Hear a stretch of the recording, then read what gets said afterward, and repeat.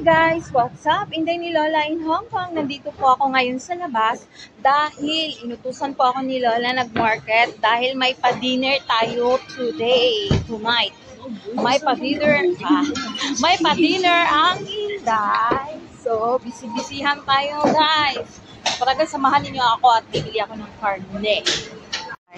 Nandito ako ngayon sa bilihan ng karne kung saan bibili ako ng Moi Tao Sawyuk. Bibili ako at eto yung tindahan na makabili ng karne. At sa Pangyaw, Moi Tao Sawyuk. So, yan po.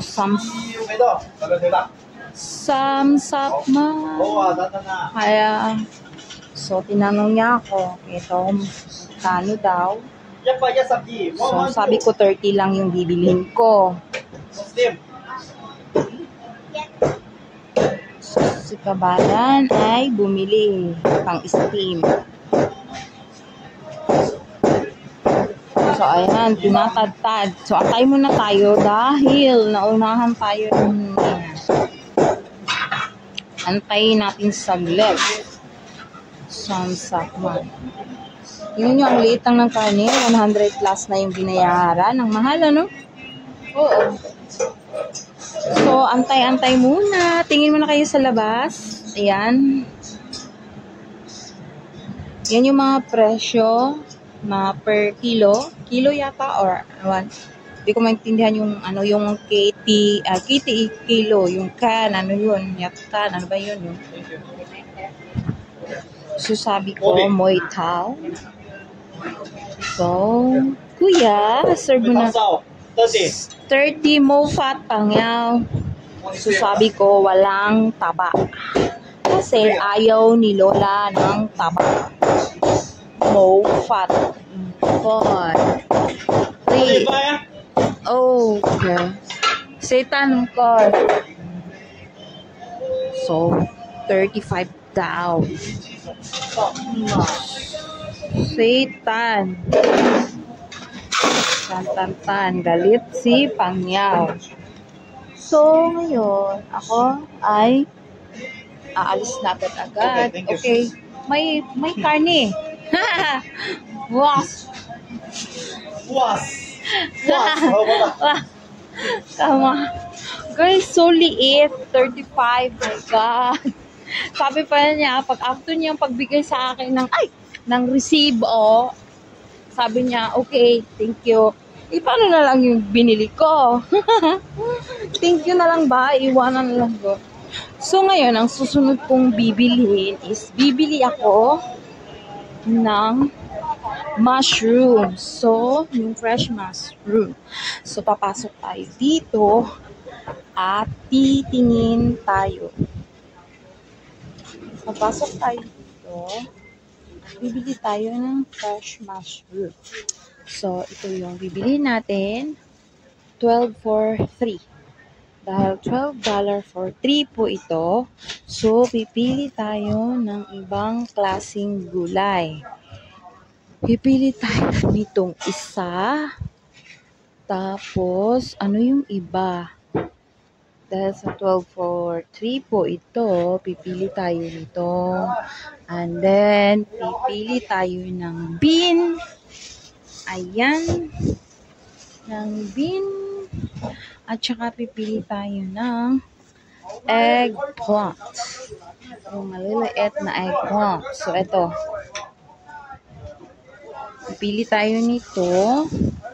Ang liliit niya, guys. Liliit ng talong.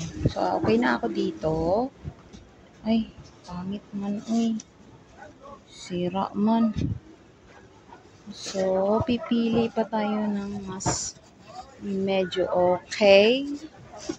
Yung mas maganda na walang sira. Dahil sa 12 for 3 ito.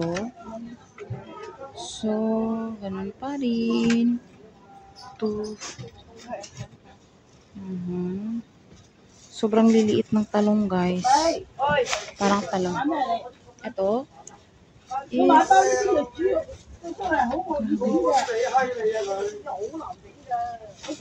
na nga. So cute ng talong. Ang cute. So, eto lang ang bibili natin.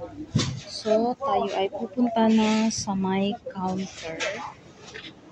Bibili counter sa kay ate at babayaran natin itong ating binili. At ayan si ate, room ng tubig. So, antay-antay muna tayo sa tubig. So, 12, sabi, 12 daw ito.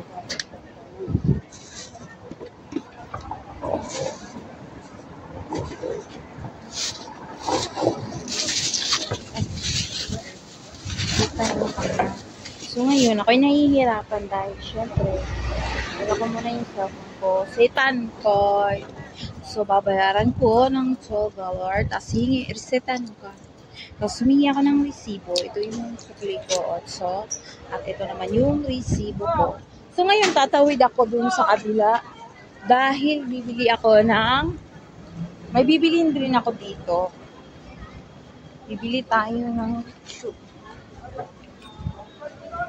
Punta tayo dito at papasok dahil bibili ako ng chung. Wala niya sa pansipiyan. So, yung sibuyas daw na yung bibilhin ko dito. Pero, saan ba nakalagay ang sibuyas dahon? Ito yung tinatawag na chintayma. Dito, marami talaga ang bumibili dahil sa mura lang po ang mga bilihin dito. At talaga ba namang fresh na fresh ang mga gulay dito dahil araw-araw ay bago. So ngayon, pipili tayo ng mas okay, na mas maganda na kasing ganda ninyo na nanonood sa akin. So pipili tayo. So eto, looks fresh and dry. So tara na at babayaran na natin agad. Dahil lilipat kaagad ako sa kabila. Tapos ngayon, ang sabi pala ni Lola ay bibili ako ng corn. Corn. Pero saglit lang dahil kailangan ko munang bumili ng kamote. Dahil yung kamote po ang lagi kong kinakain araw-araw. Gusto ko na po ito. Hindi po ako nagra-rice, which is same lang din siya kasi starch. Starch naman siya, so parehas lang din siya ng so, eto, 6. So, guys, bili na po tayo ng sweet potato at tara na po. At ito po ay babayaran natin sa counter. So, ngayon, ako po ay papunta dito sa my counter. At babayaran ko na po ang aking kailangan babayaran. So, dahil sa lagi hawak ang telepono,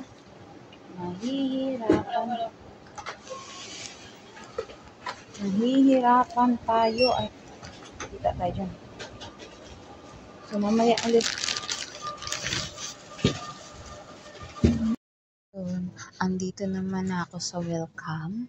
Kita niyo, welcome. Dahil bumili lang ako nitong chicken.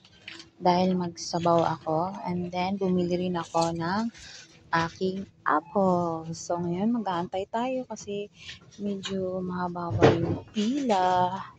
Pagkatapos nito ay bibili ako ng fish duck at saka bean curd. So, see you mamaya sa wet market.